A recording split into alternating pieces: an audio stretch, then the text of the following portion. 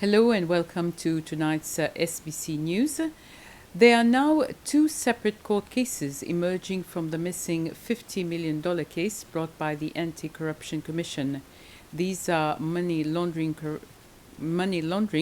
corruption, and possession of arms. The first suspect, a prominent businessman, faces allegations of official corruption and money laundering, whereas his wife, who is suspect number 2, as well as a senior army officer and the two former government officials, face allegations of money laundering.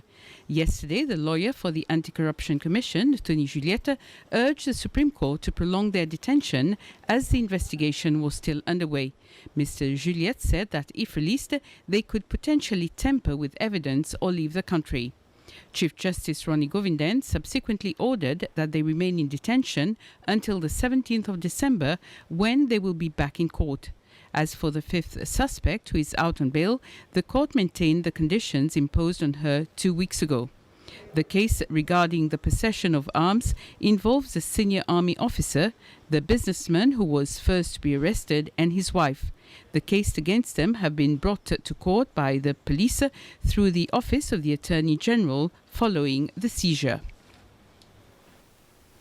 There has been an increase of 34.6 million rupees in the budget for the Ministry of Local Government and Community Affairs, bringing it to 138.4 million rupees for next year. The National Assembly approved this amount, presented by Minister Rosemary Waro yesterday. The minister gave details of the 33% increase and explained that staff development is one of the ministry's priorities. The Seychelles Chamber of Commerce and Industry, SCCI, says the 2022 budget gives hope to the private sector. The SCCI's chairman, Oliver Bastien, says next year's budget shows that the government is clearly playing the facilitator role in the economy, allowing the private sector to be the engine. Giving his reaction on the budget, Mr. Bastien is urging for more partnership between the government and the private sector to allow better implementation of the budget. As outlined by Minister Hassan, the government needs to play its facilitative role, and the private sector needs to be that engine that we keep talking about. And I believe that this will basically make the private sector much, much stronger, and this will enable the private sector to partner in different components of the national agenda.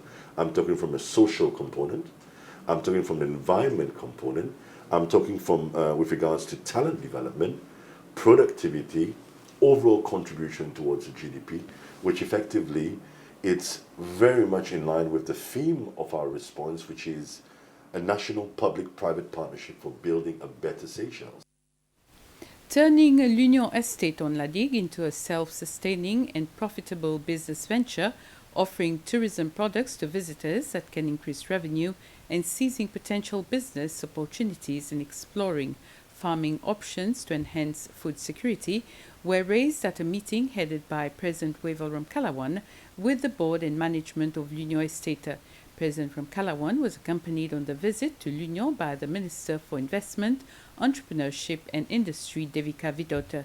Since August this year, the Ministry and the Executive have been consulting with board members of l'Union on a potential transformation plan for the entity to enable it to become profitable, thus generating employment for Ziguaz and helping to boost wealth for the island and for the country. The President and Minister Vidot thanked everyone for their hard work and reaffirmed government support for the project.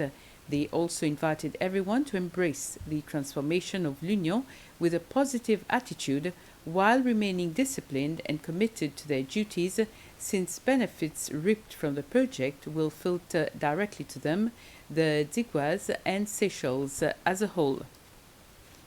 The Grand Anse community will benefit from a few new services now brought closer to them.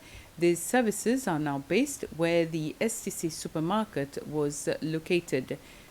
People can now get their essential goods at the new Grand Mart supermarket. Telecom companies, Cable & Wireless and Airtel, are also opening their branches in the building. that will also provide ATM services from Absa Bank.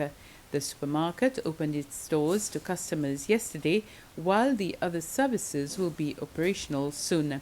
The Chief Executive Officer of Grandmart, Véronique Laporte, says that Grandmart is all about ensuring a great shopping experience where customers, especially the Grand-Anse community, can get everything they need without having to go as far as town. We decided to open now rather than later, although we are not ready as a whole. Grandmart will be doing retailing, the supermarket, and we also have a wholesale which will be launched end of February. But given the demand, we have a lot of the community coming to us when we're working, when are we going to open? We had a bit of a pressure. And the directors, we discussed and said, okay, let's open, have a soft opening. At least the local community in the surrounding areas can have a place before Christmas for them to be able to shop, at least the basic requirements. But in the shop, we've also put a mix of products. We have the basic requirements, and we have different type of other products that will satisfy different customers, the locals, as well as the people that live far from Grand-Anse. In addition to the products, we've also, I would like to thank Airtel, Cable & Wireless, and Absa for joining us to bring their services closer to the community and help us also work together to make sure that the community are receiving the basic services that is required. Competition is essential to the operational mini economies, both big and small, and it's generally accepted as the best available tool for maximizing consumer welfare. This is a message of the Finance, Economic Planning and Trade Minister Nadia Hassan on World Competition Day. The theme for this year is Competition Policy for an Inclusive and Resilient Economy.